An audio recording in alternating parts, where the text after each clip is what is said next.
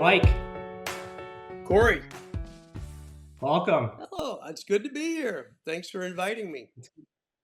It's good to see you. It's been too long. It has been too long. You're still as good looking as I remember you. Oh, well, I'm going gray now, so That's not quite as good looking. So, Mike, I think a fun place to start would be give the audience some context to our relationship. I think most people would assume, we're old buddies from high school and grew up together.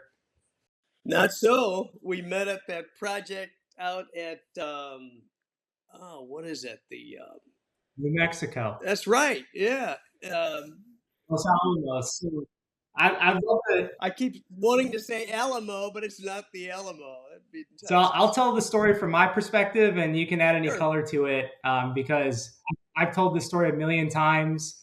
I love it, and I think it's such a great way that we started. So I was brand new to the business. I was with my father-in-law Joel. We were at a bid walk. There were 3 or 4 GCs there.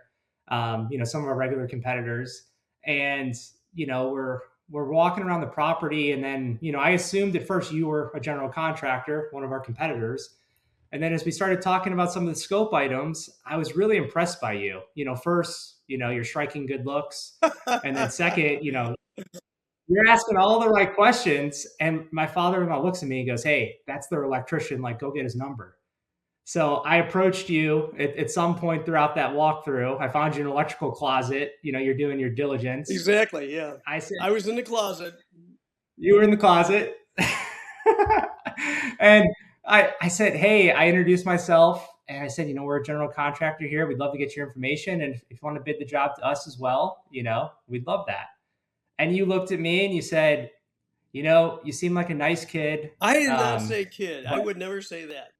A young man. Yes. a young man. But you said, respectfully, I'm here with my favorite GC who brought me to this dance. And you, in a very polite way, told me to go F myself. And so I walked back to my father-in-law and he goes, "Hey, did you get his card?" And I said, "He told me to go F myself." And that's sort of how we left things from there. And then, about a month goes later, neither Axis or the GC you were with at the time got the job. You called me out of the blue and you say, "Hey, this is Michael Donahue." And I immediately remembered who you were. And you're like, "You the old gangster looking one with the tan skin, or you the young handsome guy?" And I said, does it matter? And from there, we reconnected. It was just such a funny way to start our relationship. And from there it became a wonderful, at least 4 years or so together. It really was. It was good. Well, I love that story, Mike. I mean, it speaks to your loyalty, because if I brought you, as funny as the story is now looking back, if I brought you to the dance, I wouldn't be happy if you were giving your card out to all the bidders. Many people do that. You use the term ethical contractor, but you guys are one. You say that term to most people, and they'd say it was an oxymoron. But you guys, Axis is very ethical, and I really try to be. And I thought that if the contractor that I was, there to bid the job for, just wasn't right. I wouldn't like it, and you didn't like it, and you and Joel were dressed very nicely in your vest, which I still haven't come by one of those Axis vests, by the way. But nice gentleman and professional, and I thought, yeah, it's a nice company, So there we have it. I thought, well, we didn't get it, and at that particular point in my career, I was thinking of making some moves in some different directions. And, I thought, well, I like this Kory fellow. Seems like he knows what he's talking about. And, that's why I called. So let's put a pin in that because that'll lead into our relationship, which I want to get into. But I'd love to go back to the start. In all seriousness, Mike, you have been an extremely special person and relationship mentor to me in my career. And even though that was a funny way to get connected, it's meant so much to me. What came after that, which we'll get to. But there's this saying, if you want to know the road ahead, ask those coming back. It's a rare opportunity to have a relationship like you and I, different generations. You saw the old world up into today, and I'm sort of passing the baton to me. You have so much wisdom and experience, Mike, and more than anything, the point of this is, you're retired now, and we'll talk about that. I did my best to keep you out of retirement as long as I could. About the holidays every year, you'd call and say, you know what, I'm hanging up my spikes, and I'd say I'll meet you in the locker room. I'll meet you in the locker room with my clippers and cut them down because we got to keep you rolling for another year, man. But Mike, let's go back to the beginning in St. Louis. Can you tell your story about how you got into the business, some of your upbringing? Sure. Starting out as a union electrician. I was in college in a pre-med program, and my first wife at that time, we did the pregnancy routine. Pre-med stuff went by the wayside pretty quick. You had to get a job that paid, and I had never dreamed of being an electrician, but my dad was an electrician with Local 1 in St. Louis. It gets to a point where who do you know, what do you know, and you're a sophomore in college, you think you're pretty smart, but you're not really. I asked my dad to help me out as far as getting me in the union as an electrician. I thought I'd give it a try. I didn't have a lot of other options, so I applied. I was fortunate enough that my dad had been partnered up with the gentleman who ran the apprenticeship school there in St. Louis in 1973. A real good guy by the name of Michael Gibbons. And we went in and we talked to Mike and introduced, my dad introduced me to him. I took the apprenticeship test to get in. I was qualified academically, and I didn't have any experience at all. I mean, I went to work with my dad a couple of times. That's the extent of my work. As it worked out, they were able to get me a job driving a material handler's truck, which in essence is just a pickup truck for a electrical contractor that I delivered material, but I got an opportunity to learn the material. I was going to be getting married on June 2nd. I got the notification and I got in the apprenticeship on like May 28th or something. I got married on a Saturday, went to a ball game for my honeymoon, and then went to work at Schaefer Electric on Monday. That was it. And I worked with Schaefer for about 7 years. Schaefer was a large contractor in the St. Louis area. They did all kinds of work. It was a good company. It was a family company. The big thing about Carl Schaefer was that him and his wife had 17 children. You can believe that? And there were a number of them involved in the business. And I stayed with them for it was 6 or 7 years. I think it was 6. And then we had a little bit of a misunderstanding over collecting some money. I was a service truck guy for them. My apprenticeship was great. I mean, I got to work with a few very nice gentlemen. One guy for almost 2 years, and learned a lot of different things. But I, at the time, wanted to go out on a service truck because I could take the truck home. I didn't have to buy another vehicle. It was more economical. And I liked the idea of doing that kind of work and learning a lot more about the whole business. So as part of a service truck driver for Schaefer, you were expected to collect the money when you could. When you went into different jobs and all that type of thing. And it ended up some money went missing, and how it all turned out.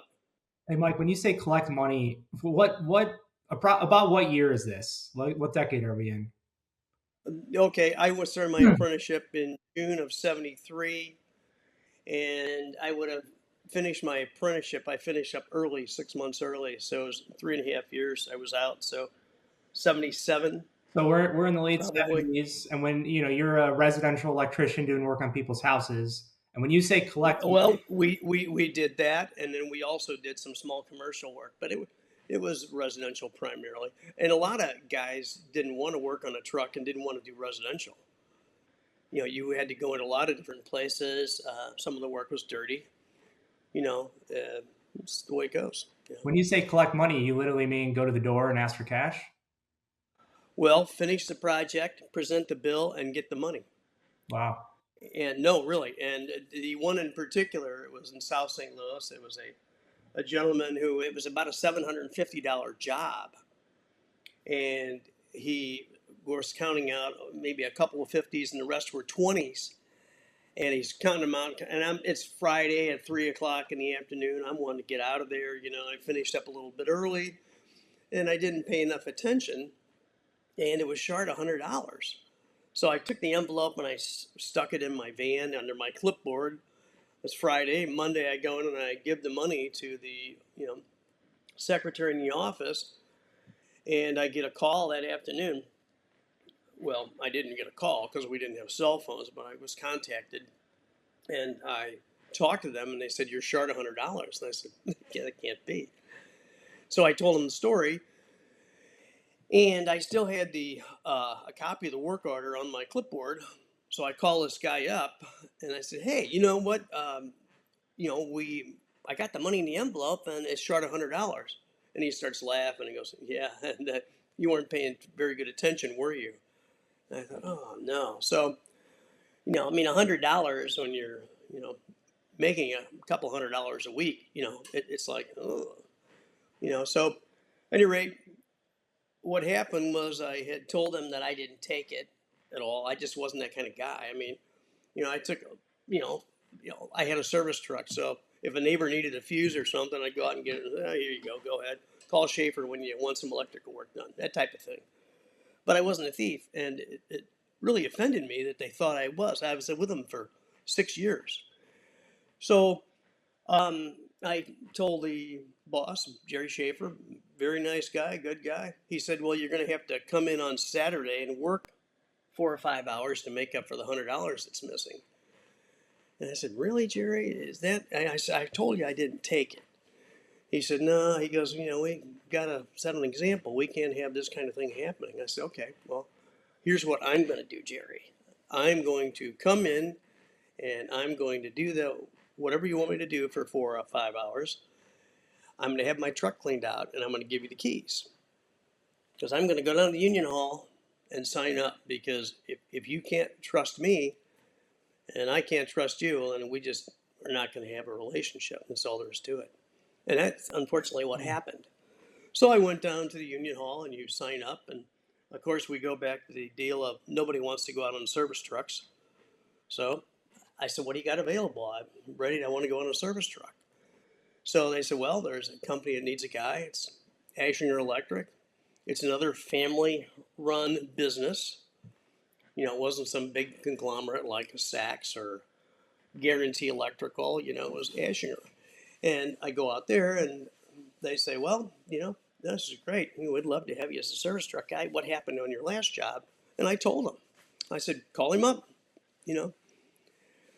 So they said, "Well, you're going to have to go to work for us, and we're going to have to evaluate you." They sent me up to McDonnell Douglas with a foreman that was doing a job up there. And 6 weeks later, I had my truck with Ashinger.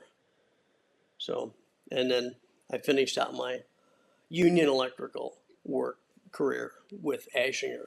That was 7 years. And I decided I wanted to go out on my own, and I did that. So you're a union electrician, and then is it 1986 you go out on your own? It's correct. Yep. And what prompted the move from the steady, I would assume the reliability of being with a company in the union, and then you decided to be an entrepreneur and go try your hand at this on your own. There's a very fine line between guts and stupidity, and I really, when I look back on it, I think I was stupid. I really didn't know what I was getting myself into. I thought I was going to be able to be a union contractor, but we had some discussions about how I was supposed to. I think it was just a misunderstanding between me and the guys at the union, and we couldn't work through it. We couldn't work it out. So then I went ahead and I just started working on my own independently. And It was a So you're on your own, it was a big difference. independently, still in St. Louis, and for the first time, you're going from, a service truck or union electrician to now you're running a business. And even though it's just you at the start, you now have to think about, finances and operations and how you're going to get jobs and sales. And, no one's waking up the next day and saying, "Hey, Mike, here's your next assignment." Sure. So what happened from there? What were some of the first couple jobs? Well, I started out. I had been working a project for Ashinger at Marie DeVilla Retirement Center. It was out on Clayton Road, and Marie DeVilla had a couple of large. Well, what they did was really a fascinating place. The guy that started it, Joe Linneman, was just one of these classic guys. He was a B-17 tail gunner or something, in World War II. I mean, this guy had his wife, Babe, very, very nice people. And we were doing they were building some condominiums, 2,000 square feet duplex condominiums for rich people out in West County. And I was wiring those up. It was residential work. And, Joe was excited at the thought of, I'd been working there for like about a year. Doing these things and other stuff. And he was excited about the thought of me going into business. And he said, "Well, he goes, I'll help you out. You can just do all our work." And I said, "Well, that's great." So I had a couple of other contacts, but I mean, I kind of stole work from Ashinger is what I did. You know what I mean? When I went out on my own, I didn't think about it like that then. I was just wanting to go out on my own. And when the union thing didn't work out, I had to, come up with something, And Marie DeVille was one of them. And then I would do anything. And there was a company called there's a Jaffe Lighting on Manchester. In other words, I hung ceiling fans. I went from having crews of guys to doing the stuff I was doing back when I was finishing my apprenticeship. And well, it's what you do. I wanted to make more money. I wanted to educate my kids through the private schools in St. Louis. We had 4 kids in little less than 6 years, and I knew that was coming. And I thought I could do it. I thought I'd give it a try. So You wanted to control your own destiny.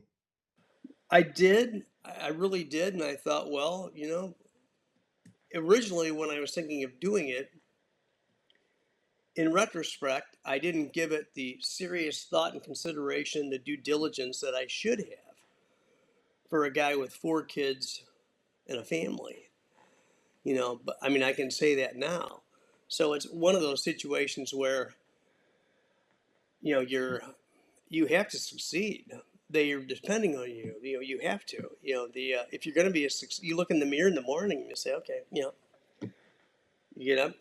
You're in much the same situation. I mean, you're a young man with a young family. You're responsible for a whole lot of people. I mean, really, it's just like, holy cow. But if you're successful, you can look in the mirror and smile at yourself and say, hey, I must be doing okay. But yeah, I just when I look back on it, I would have waited a little while longer. I would have planned better. But hindsight doesn't do you any good.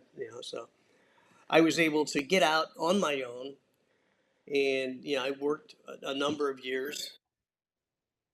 Mike, sorry to interject there, but you bring up such an important point. Um, I think about your story. It's easy with hindsight to say I was young and stupid and I should have waited and I put my family at risk. I mean, at the same time, you end up on almost a 40-year career of running your own, company, and we'll Sure. get to the hospitality point in a second. But the other part I would challenge you to think about is the flip side of that decision. What if you didn't do it? Right? Like, what if you played it safe? You never went all in and burned the boat, so to speak, and you might have ended up a union electrician or a small time guy, and just you never would have gone on to what you went on to do. and made the impact that you made in our industry. So I know it's easy to say, there's a Sure. logical mind and then there's the, left brain, right brain, but you bring up such an important point. Everyone thinks it's sexy and glamorous and it must be so nice to be the boss, right? And I've learned this in my own experience in the last few years. It's like it's a heavy burden to bear. Like you mentioned, it's not only supporting your family, but there's dozens of families, if not hundreds of families, that ultimately rely on Mike and Kory to bring in the business and make this happen. It's not something that's talked about a lot, but when you look back on that, I know your firm was various sizes up and down, throughout a 40-year career, but it wasn't just your four kids and your wife depending on you. I mean, there was employees and families and contractors, and it's a It is, and it's a heavy I burden. think that of course, you don't think about that when you're going into business. I would imagine, it was always on my mind. It's kind of like when the first Christmas season came, or when you had to make sure you had enough money for if you were gonna give any type of Christmas bonus or something, or what they were going to do with their families and stuff like that. And it's my situation was I was able to do things my way, and as I became more successful and I had people that I could count on to do the projects and manage them so that I could go off and do, the traveling I wanted to do, the things that I wanted to do, it was good, but you never lost sight of how many people were dependent on you. You met their wives, you were friends with their families, you met their kids, you saw their kids. It's just like, it is, and like you say, it's not something that a lot of people speak about. It's just something that guys that run companies, they deal with it daily. And then you've got situations where you're not getting paid for this or that, and it's like, it's a constant juggling thing, and it's just it'll drive you crazy if you let it. Yeah.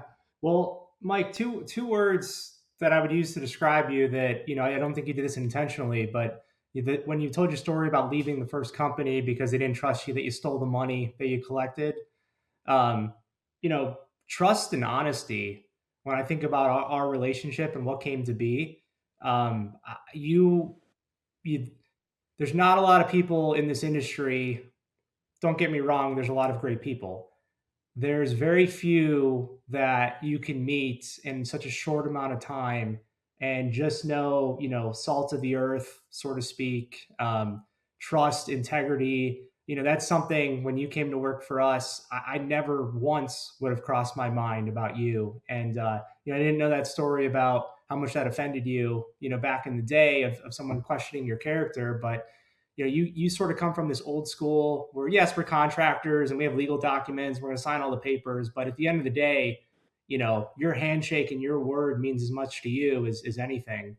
And that's something that was really eye-opening to me because i don't I don't run into a lot of people like that anymore, and I wish there was more of it. Well, and it's interesting that you bring that point up, because that's what I felt about you. Now, I didn't know Joel that well, and it's unusual that, well, you came in and into the closet, and you're the guy, and it's like, okay, very nice young man, you know, uh, he's sharp. I came home and I told my wife I met this guy today, out there, and I said, he's I'm gonna keep his number. And yeah, I when we bid our first job together, I seem to recall that I had done something where you bid the job and you come up, and we have the negotiations and stuff, and we get down to a number that I can agree on, you can agree on, and I had misread the specifications for a switch, a certain type switch. And I said to you, I said, well, Kory, I had this one, and it was a sizable amount of money. It wasn't, it wasn't 1,000 or two, or I think it was like 10, if I'm remembering correctly. And, I said, well, yeah, yeah, yeah. And you said, well, we factor a certain percentage in here. And without missing too much of a beat, you said, I think we can work this into what we have. I'm sitting at my desk thinking, whoa, no beat down, no this, no that. I'm a little shy, and he's gonna go. And I thought, you know what, this is somebody I want to work with. Because you showed me your character. You said, well, you didn't have to mention that kind of thing. You just didn't. And in the after working with you, the people you hired, man, I could run out some names. You've got some great people. You really do. And I mean, it comes from you and Joel. It does. The management is so important. And I know you probably think I'm blowing a little smoke at you, but I'm just telling you my feelings based on what I felt then and then what was established over the years. It was a wonderful, oh God, if a lot of the other people I dealt with could have had your company's focus on fairness and openness and integrity type of thing. It's not that they weren't, but contracting is a tough business, especially the hospitality end of it.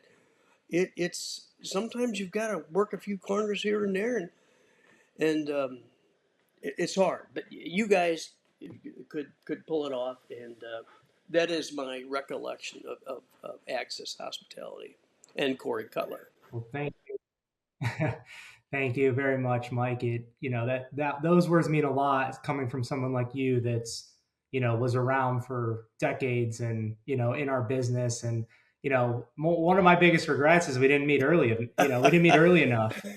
And, I had Michael Jordan, or I had Tom Brady in his Tampa Bay years. I missed the New England years.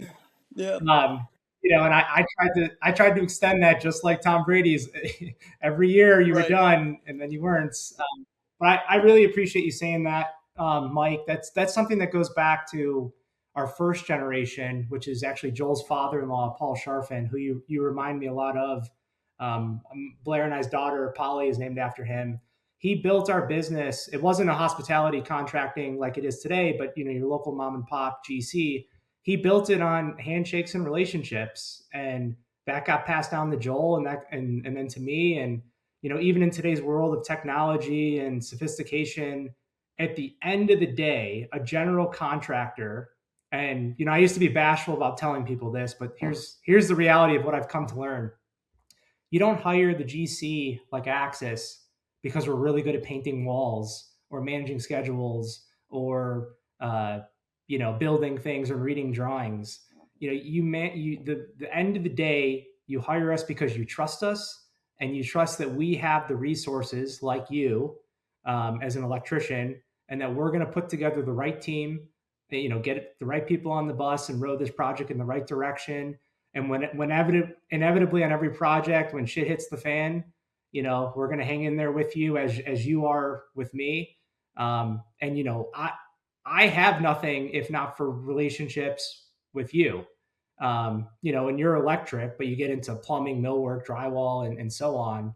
And so, when you talk about how we first met in some of our bid negotiations, it's far more important to me that I have Michael Donahue on my team than it is, can I squeeze an extra $10,000 out of this project or something like that? And, I always tell clients this, and it's the same way with subcontractors.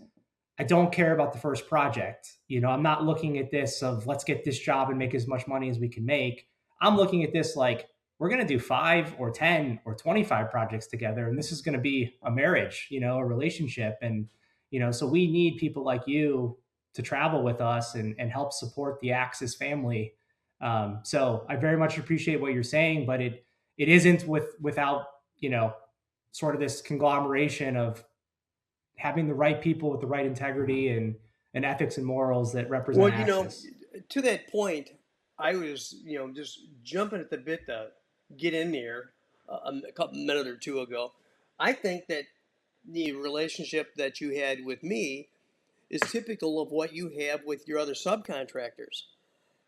They know that for one thing, they're going to get paid. There's just no doubt about that. It just doesn't happen. I think that when I've talked to the other guys, I've seen the guys that you have come out to the projects and stuff, and they know they can trust you. They know that like you say, things come up. There's going to be an honest negotiation, a give and take, back and forth. That's oh, a lot of companies talk win-win, but I mean, I think Access really tries to do it. And I mean, it's not just you. It's when I was doing Pittsburgh, Doug, same kind of guy.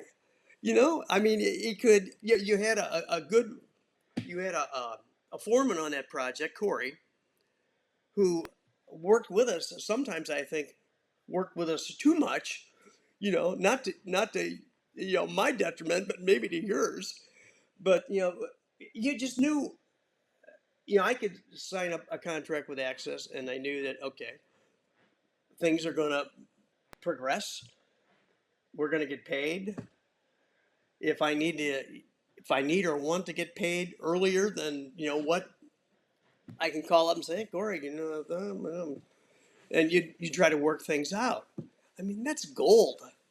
That kind of stuff is just golden. So, and like you say, you meet somebody, we all size each other up.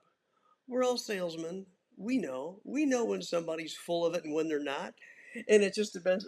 Okay, we may still sign that contract, but it's going to be I'm going to be watching you, yeah, that kind of thing. So, you know, it was nice really working with you guys, and especially with you, Kory, because I couldn't, I didn't, you know, I didn't have any problem picking up the phone and talking things through with you.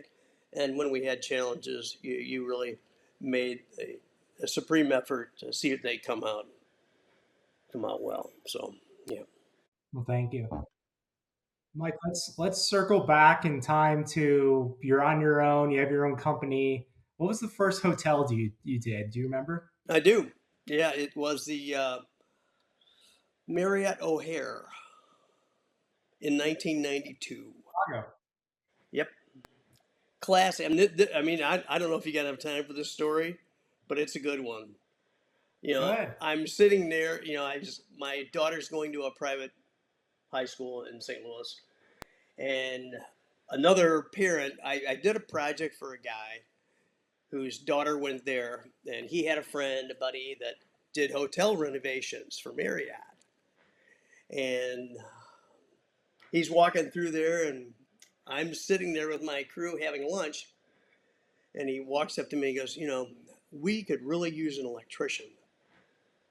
I said, yeah, couldn't everybody, that's, so and this guy's driving a Jag, and he's, really polished and stuff. And he says, are you licensed in Chicago?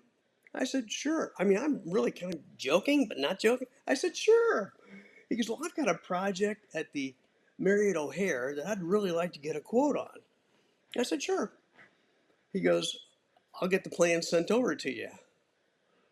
Well, next day the plans are there, and I opened them up, and I'm going, holy cow, this thing is a big job, and up till that time, this is 92, I think the largest dollar project I'd done was $130,000, electrical now.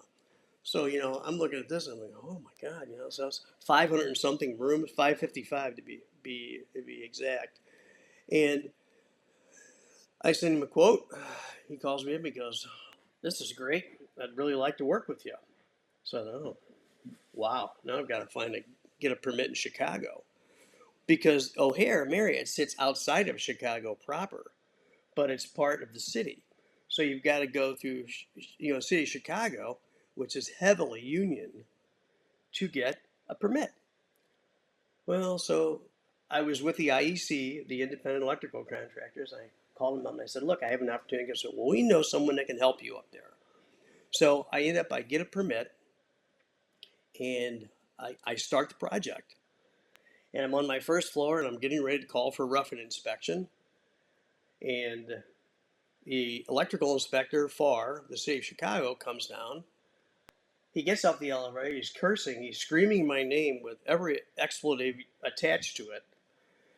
I walk. Oh, okay. The guy's name was Michael Donahue. I'll never forget Mr. Donahue. He shows up. He says, "Who do you think you are? Working here. You can't just come in here." And he says, "Well, He goes, "You're here." And I said, "Yeah, I'm here." And I said, "I thought I need my rough-in inspection." And he goes, "Well, you're not going to get one. We inspect them at the end of the job." I should have known something was up, but I knew I always did my work. You know, I didn't cut corners. I did the right kind of materials and things like that. So, okay, here we go. So, 555 rooms later, well, in between there, we had like $40,000 of the fixtures stolen, out of a locked room at the hotel.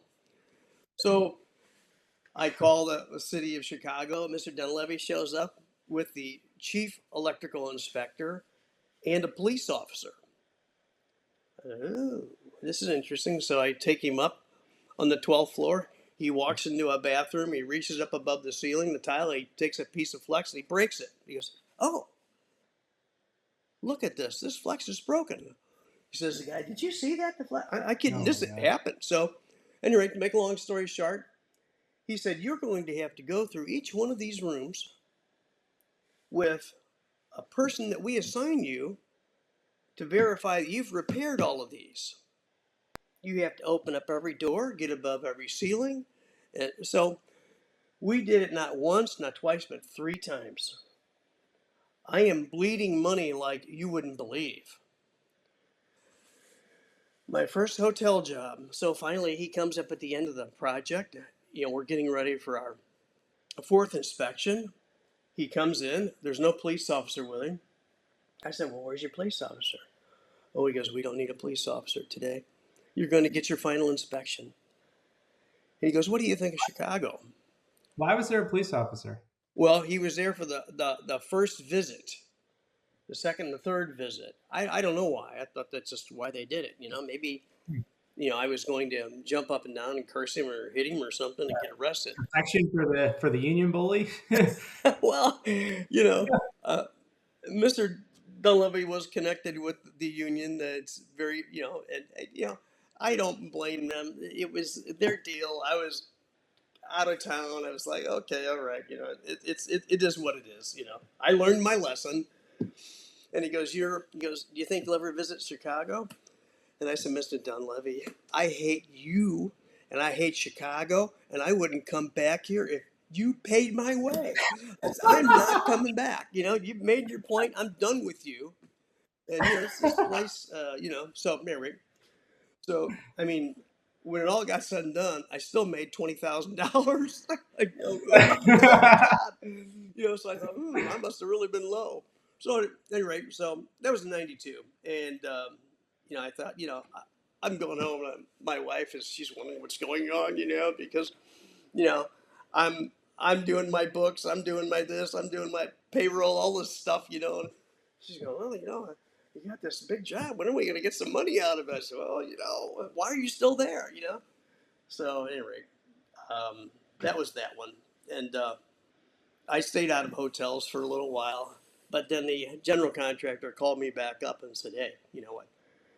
I've got a project that I think that will you won't have the problems you had in Chicago." And it was down in Texas, and went down there and did well. And I liked the hospitality work type of thing. So because it was once you went through the first cycle of floor of rooms or stuff, it would kind of run on automatic, and then I could be a little less involved, and I could be doing other jobs. I could do 3 or 4 hospitality projects at a time. So that's why. And so from there, that was after the Chicago nightmare, you have a success in Texas, and then from there, you become hospitality, traveling electrician. I did. I tried. I hit some clients in St. Louis that I really enjoyed and liked taking care of them, but I started doing more hotel work, and they couldn't get me as quickly as they wanted to. I couldn't be as responsive to them, and I just made a decision. It was about '98 to just go ahead and concentrate on hospitality full time. So multiple decades of hospitality work. How'd you figure out the traveling? You spent your whole career working in and around St. Louis. You do that one project in Chicago, but your entire business model then morphs into you're working all over the country, right? See, I enjoyed the traveling, and I had employees that I could have. I had enough of a crew to where the crews like traveling. If you get a younger crew, guys that aren't married, don't have children, what happens is if you get a good electrical foreman and he's single and he gets married, you know that it's going to be a couple of years and he's going to have to give it up because they just can't be away from home that long. So um, I liked it. What did you like about the hospitality industry? I like the simplicity of it. I like going to the different and simplicity by what I was talking about before. You bid the project, you negotiate the price on the project, and then you've got 350 rooms of the same thing. So you can hire some local guys to work with your foreman, and it runs on its own. It was profitable. So that's what I liked about it. Yeah, and one of the things I always say about hospitality and why we focus on hotel renovations, if you just think about the nature of the hospitality industry, it's about taking care of people. Ultimately, you're there to sell hotel rooms. If you're a heads in bed, so to speak, if you're a hotel operator, but these hotels stay open. They don't shut down and say, "Here you go, give it back when you're done." You work a floor at a time. You have to be cognizant of the guest experience, and so I often think the construction, electrical included, Oh, isn't that the a lot of truth? times that's Yeah. not the hard part about the project. The hard part is everything else. It's the general manager, the noise complaints, the FF&E deliveries, one floor at a time, the fast-paced schedule. The work in itself is not overly complicated versus if you were, building something from the ground up or rewiring, an entire property. But it's just interesting that you specialized in that. Whether it almost seems like it was a coincidence, by accident that you stumbled into hospitality. It wasn't something you. Yeah. Oh, I did. I lied my way into it. I did. I told the guy I could do it, and I then ended up having to make it work. The point that you make about the work is it really is doing the work is the simple part. It's juggling. Now you have to juggle a GM or whatever. I have to juggle an engineer. Hotel engineer. You and you have to be honest with them. You have to work with them. You've got to look out for them as much as they're looking out for you. And if you can't build those kind of relationships, it makes it so much harder on you. I mean, you would go in and you'd say, well, you want to meet the guy and talk to him and tell him how you're going to do things and have him go along with the first inspection and say, what do treat him like a guy that knows what he's doing and that's his building, that I'm just there temporarily, because they would tell you that. They'd say, hey, you know what, we're going to like you for the first month, tolerate you for the second, and hate you for the third. And when you leave, that party isn't because of a job well done, it's that you're gone. So I mean, you say, and if you go in there and you play nice in the sandbox with them, well, then all of a sudden, I think you should park over here. And oh, you can store your supplies and material over here. And oh, by the way, when that truck comes in, we'll give you a call so you know what's going on. We don't need to go through Vern and Axis or whatever. We'll just, you can get down here and get your stuff. And that way the car, it's just so much nicer, and makes it so much more enjoyable to do it. Well, it's one thing, back to my point about why I was so adamant about having you on the team as much as possible. It's one thing to have a competent subcontractor or competent superintendent or competent anyone in our industry that knows the trade and the skill. That's almost a dime a dozen, right? But it's the personality of how you're going to treat, the Axis team, how you're going to represent us in the field.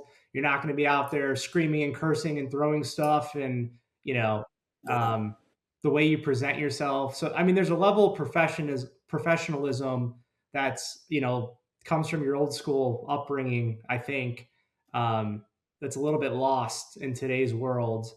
Give me the plumber that or the electrician that is going to represent Axis well versus the guy that's going to work a little bit harder and a little bit faster, but he's going to piss everyone off along the way. Like that's a real good way to Sure. burn a bridge and not get another job. You guys did great work, but no one could stand you. And like you said, we threw a party when you left, so Exactly. Yeah. We don't want you in our building or anywhere near it. And it's funny how, some of the guys, they'll show up and it's like, you're working in a hotel that is occupied. They would get upset because they couldn't go in the public spaces, that they couldn't go into the restaurant or whatever. I said, look at you. Would you want somebody dressed like you're dressed coming into your home to sit down? Or would you? No, you.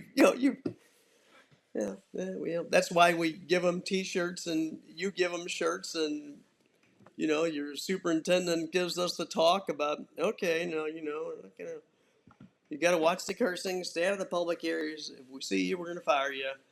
And everybody knows that they're probably not going to get fired the first time, but if they catch you the second or third, you're gone.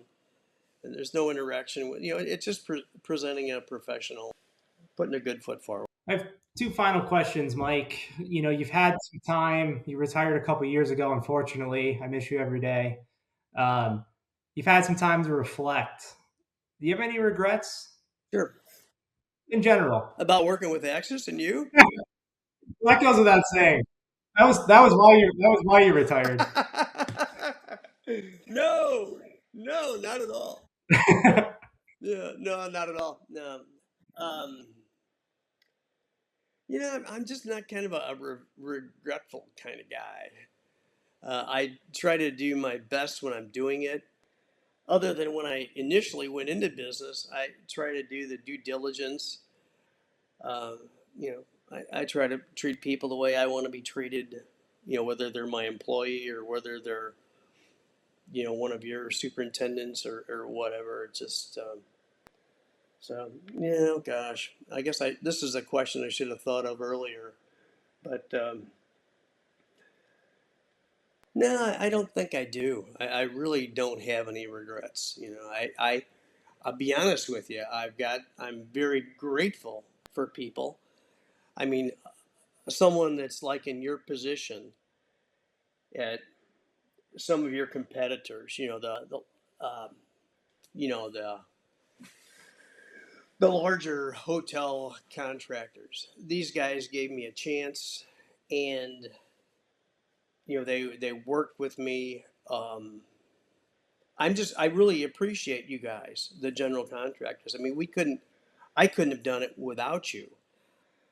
There was a lot of help along the way, and I'm grateful for the opportunity to do it. I'm glad I did it, and I really thought I'd probably work until I died. But after a while, you realize that time is something you're just not going to get back, and that's why I gave it up. I thought, you know what, I really want to yell at people walking on my lawn. I want to play golf once in a while. I want to have my 2:30 p.m. nap. And again, you get to. I don't want to have to worry about employees and things like that. That's why is anybody that sees this podcast is going to think it's the Michael Donahue Axis Love Fest here. But that's why ending my electrical career working with you guys was such a good thing for me. It was a very good way to ride off into the sunset. And if there's a regret, I do have one regret, it doesn't have so much to do with electrical work, but I wish I would have taken up golf sooner.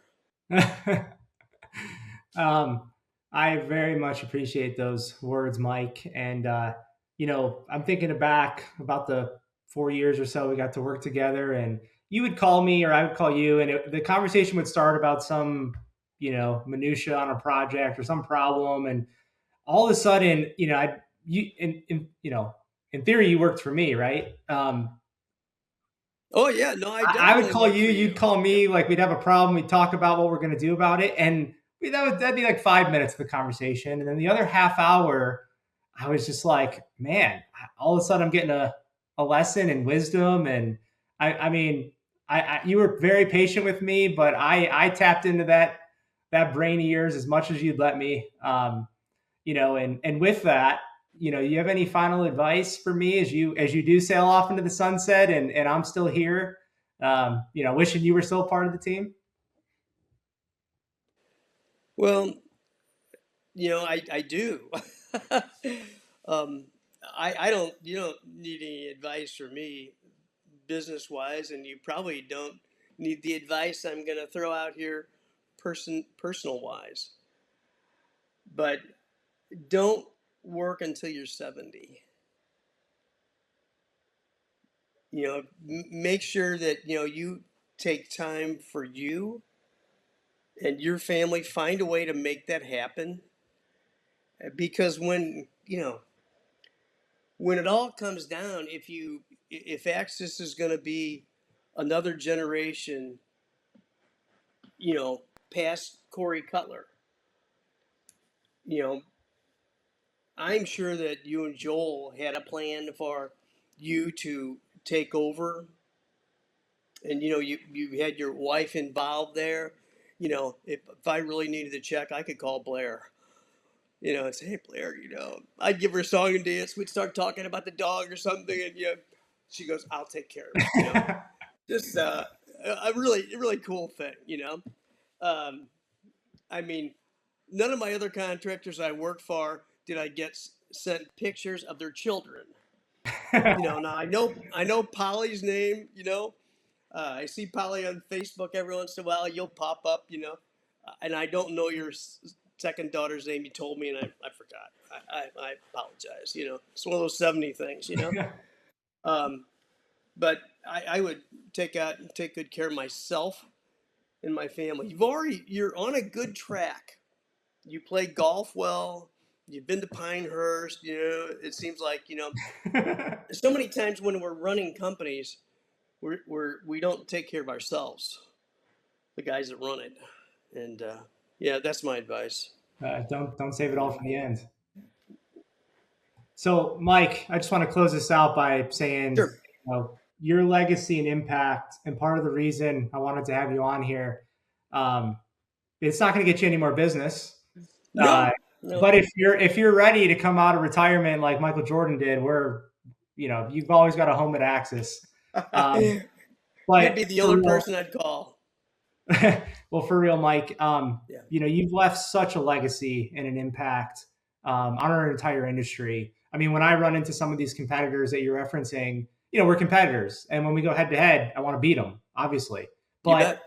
I very much bring you up as a common tie that, do Uh-oh. you know Michael Donahue? And that leads to, depending on who I ask the question, that leads to all sorts of conversations. But, it isn't just the general contractors. You've had such a big impact, on the GCs. You've enabled the growth. Axis wouldn't have been able to grow and travel as much as we did, in the last 5 years if we didn't have you on the team to support that. And we're a small player, small fish compared to some of the big boys in the industry who had you for, the first 3 decades until I got my hands on you. But you should be extremely proud, Mike. And I hope, when you're on the golf course, you think about it and you look around some hotels and you're living in Florida and you say, I did that. I had an impact, and it's impossible to replace you. The shoes are too big. I've been looking for years. I've called you and say, who do you think can replace you? There's never going to be another Michael Donahue, and you should be extremely, extremely proud of that, Mike. Well, thank you. I really appreciate the kind words. I really do. Yeah. And stay in touch, man. Don't be a stranger. I will. You take care, Kory. I Say hi to the gang for me, and it's one of the benefits of this business is you have some. I do. I have some really nice memories of a lot of good people. If I didn't write down all the projects we did, I wouldn't be able to remember them. yeah, But I do remember the people, and that's what it's all about.